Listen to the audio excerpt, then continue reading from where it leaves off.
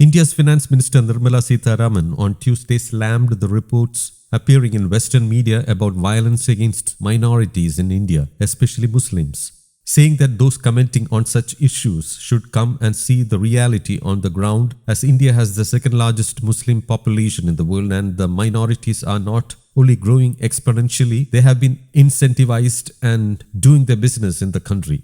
In an interaction with Adam Posen of the Peterson Institute of International Economics in Washington, D.C., during her ongoing tour of the US, the finance minister gave Pakistan's example, saying that it was created as an Islamic country which had promised to treat minorities equally.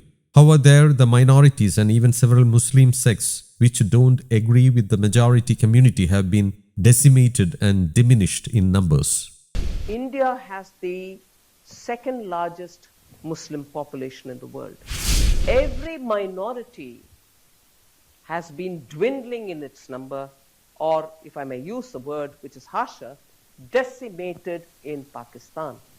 Across the board in India, if violence is happening to make Muslims get affected, itself is a fallacy as a statement. These reports have no clue of the law and order systems in India.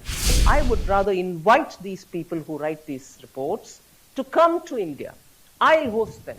Another place, though, where perceptions are very different in Europe, if not the US, from India, is on politics. There is widespread reporting in the Western press about MPs from the opposition party losing status, about Muslim minorities in India being subjected to violence.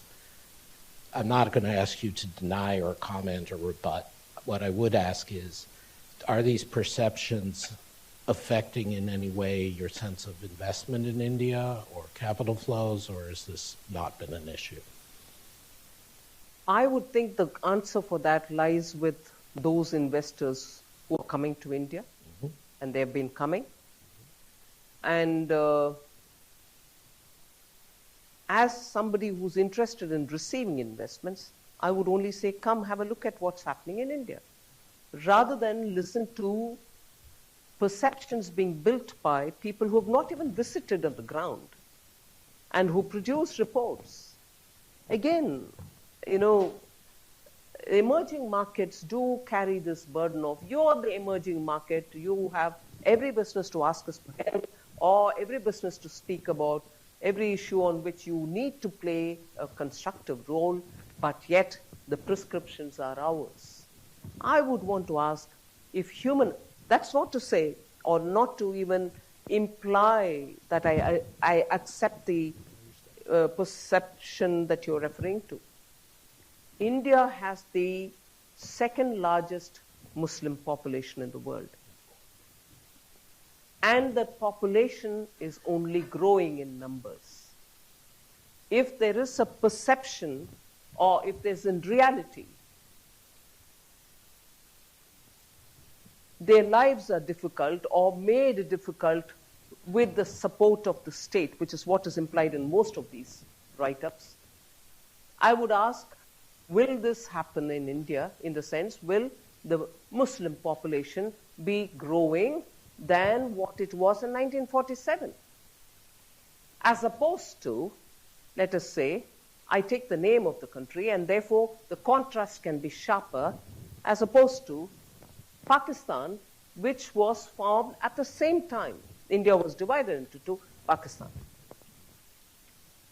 Pakistan declared itself an Islamic country, but however is said, minorities will be protected. Every minority has been dwindling in its number, or if I may use the word which is harsher, decimated in Pakistan. Even some of the Muslim sects have also been decimated. Violence prevails against Muhajirs, Shia, and every other group you can name, which is not accepted by the mainstream, Sunnis probably. Whereas in India, you would find every strand of Muslim doing their business, their children getting educated, fellowships are being given by the government, And I would want to see where exactly is that one state where. And again, law and order is a very state subject. It's not the government of India's subject. Each province has its elected government. They take care of the law and order in those states. So across the board in India, if violence is happening to make Muslims get affected, itself is a fallacy as a statement. It cannot be so. Each province and its police are different. They are run by the elected governments in those provinces. So that itself tells you how these reports have no clue of the law and order systems in India. To say it's all the blame of government of India, I would want to say, then tell me, between 2014 and today, has the population dwindled? Has the deaths been disproportionately high in any one particular community? So I would rather invite these people who write these reports to come to India. I'll host them. I'll host them. Let them come and let them travel alone India and prove their point. News Desk, Kaumudy Global.